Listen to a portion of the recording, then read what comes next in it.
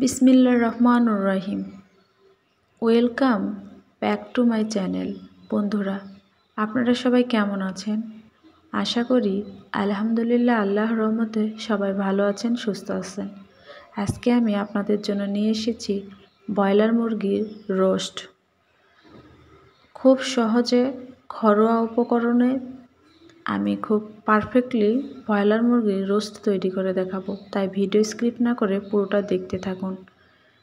এভাবে ব্রয়লার মুরগি রোস্ট করলে কখনো গন্ধ লাগবে না, আর খেতে বুঝতেই পারবেন না এটি ব্রয়লার না পাকিস্তানি। চলুন তৈরি করে নেওয়া যাক। প্রথমে আমি ব্রয়লার মুরগি রোস্টটাকে ধুয়ে পরিষ্কার করে নিয়ে এভাবে কেটে কাঁটা চামচ থেকে কেচিয়ে নিয়েছি। তারপরে ভালো করে মেখে ম্যারিনেট করে রেখে দিতে হবে 10 মিনিটের জন্য। এখন আমি মশলা তৈরি করে নেব। আমি এখানে 1 কাপ পরিমাণ পেঁয়াজ বাটা নিয়েছি, দিয়ে দিচ্ছি আদা রসুন বাটা 2 চামচ পরিমাণ, জিরা বাটা 1 চামচ পরিমাণ, এরপর দিয়ে দিচ্ছি জিরা গুঁড়া 1 চামচ পরিমাণ, ধনিয়ার গুঁড়া 1 চামচ পরিমাণ। পরিমাণটা পারফেক্টলি দিলে খেতে অনেক মজার হয়। দিয়ে দিলাম মরিচের গুঁড়া 2 চামচ পরিমাণ, ঝালটা আপনাদের পছন্দ অনুযায়ী দিবেন। আমি দিয়ে দিলাম বাদাম বাটা 4 চামচ পরিমাণ, দিয়ে দিলাম টমেটো সস। অবশ্যই টমেটো সস দিবেন, সস দিলে চিকেনের স্বাদটা ভালো আসে। দিয়ে দিলাম 1 চামচ পরিমাণ লবণ। এরপর দিয়ে দিচ্ছি টক দই। আমি এখানে দুধে লেবু চিপে টক দই তৈরি করে নিয়েছি বাড়িতেই। আমি এখানে কিনা টক দই ব্যবহার করিনি। মশলাগুলো এভাবে নেড়ে চেড়ে মিক্সড করে নিতে হবে। মিক্সড করা হয়ে গিয়েছে, চলুন এবার আমরা রোস্ট তৈরি করে নেব। আমি চিকেনগুলোকে গরম তেলে ছেড়ে দিলাম। এভাবে ডুবো তেলে এপিট ওপিট করে হাই ফ্লেমে ভেজে নিতে হবে। দেখুন ভাজা হয়ে গেছে, এইভাবে পারফেক্টলি ভাজতে হবে। এরপর আমি এখানে 2টা কালো এলাচ, দারুচিনি, তেজপাতা দিয়ে এভাবে ভেজে নিচ্ছি। দিয়ে দিচ্ছি যে মশলাটা আমি তৈরি করে নিয়েছিলাম চিকেনের, সে মশলাগুলো দিয়ে মশলাটাকে নেড়ে চেড়ে ভালোভাবে কষিয়ে নিতে হবে। রোস্টের মশলা কষানো যত ভালো হবে রোস্টটি খেতে ততই মজার হবে। বন্ধুরা, আপনারা অবশ্যই এই মশলাটাকে ভালোভাবে কষিয়ে নেবেন।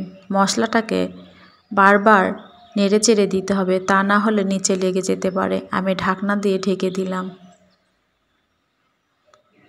বন্ধুরা, ঢাকনা উঠিয়ে আবারও নেড়ে চেড়ে নিচ্ছি। আমার এই রেসিপি যদি আপনাদের ভালো লেগে থাকে তাহলে প্লিজ বন্ধুরা আমার চ্যানেলটি সাবস্ক্রাইব করে আমার পাশে থাকবেন। আমি দিয়ে দিলাম 1 কাপ পরিমাণ পেঁয়াজ বেরেস্তা। চিকেন রোস্টে অবশ্যই পেঁয়াজ বেরেস্তা দিতে হবে। দিয়ে দিলাম 2 চামচ পরিমাণ রোস্টের মশলা। এগুলো দিয়ে ভালোভাবে মিক্সড করে কষিয়ে নিতে হবে। আমি কষানোর জন্য পানি দিলাম। পানি দিয়ে ভালো করে মিশিয়ে নিতে হবে মশলাগুলোর সঙ্গে। ঢাকনাটা ঢেকে কষিয়ে নিতে হবে।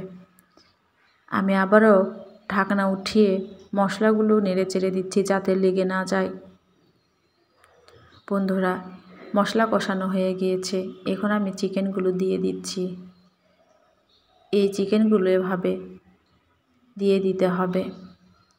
ব্রয়লার মুরগির এই চিকেন রেসিপিটি আপনারা অবশ্যই বাসায় ট্রাই করবেন। মেহমান আসলে ও এই রেসিপিটি ট্রাই করে দিতে পারেন।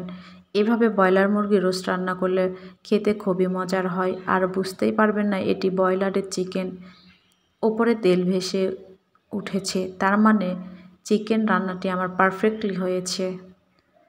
আমি এপিট ওপিট করে উল্টে দিচ্ছি যাতে লেগে না যায়।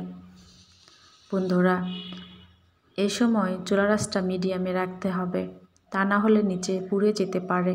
আমি দিয়ে দিচ্ছি লিকুইড দুধ।